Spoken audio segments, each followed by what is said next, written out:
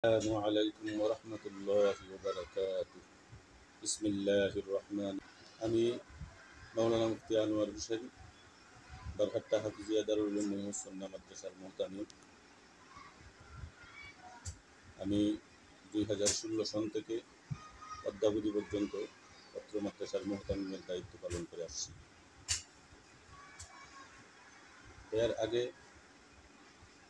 2011 সন থেকে 2015 সাল পর্যন্ত পত্র মাদ্রাসার সহকারী শিক্ষক হাফেজ তোফাজ্জল হোসেন ভারপ্রাপ্ত মুহতামিমের দায়িত্ব পালন করে।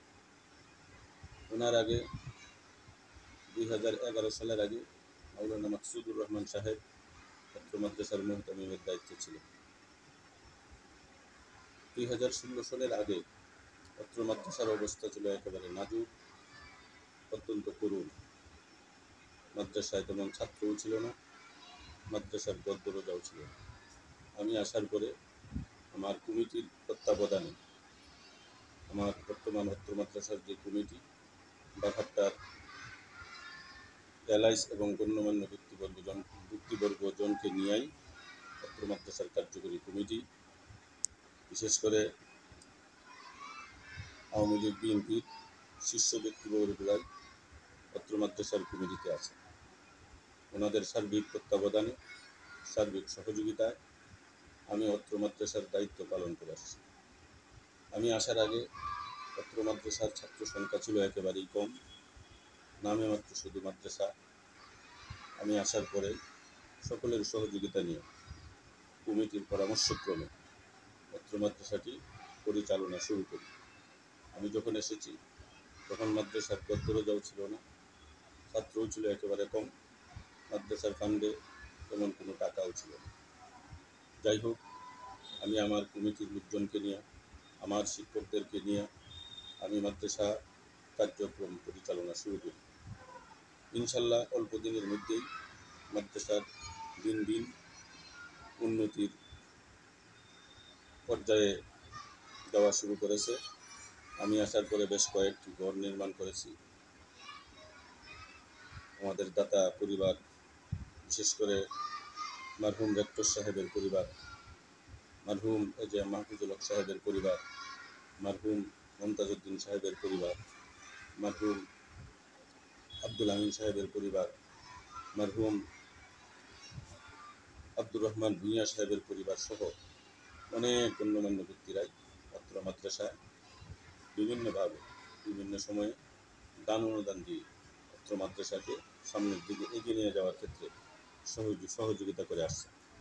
বিশেষ করে পত্র মাদ্রাসার প্রতিষ্ঠাতা মাহফুজুল হক সাহেব, উনি, ওনার পরিবার, ওনার আত্মীয় স্বজন, বিশেষ করে ওনার সুযোগ্য কন্যা রাবিয়া আক্তার চৌধুরী মালা, ওনার অত্যন্ত সহযোগিতার কারণে মাদ্রাসাটিকে দ্রুত সময়ে এগিয়ে নেওয়া যাওয়ার ক্ষেত্রে যথেষ্ট সহায়ক হয়েছে। বর্তমানেও আমাদের পত্র মাদ্রাসার একটি বিল্ডিং ঘর নির্মাণ করা একান্ত প্রয়োজন। উনি আমাদেরকে আশ্বস্ত করেছেন, আপনারা শুরু করেন। বিল্ডিং করার ক্ষেত্রে আমি ফাউন্ডেশনের যে টাকাটি লাগে ইনশাল্লাহ আমি দিব।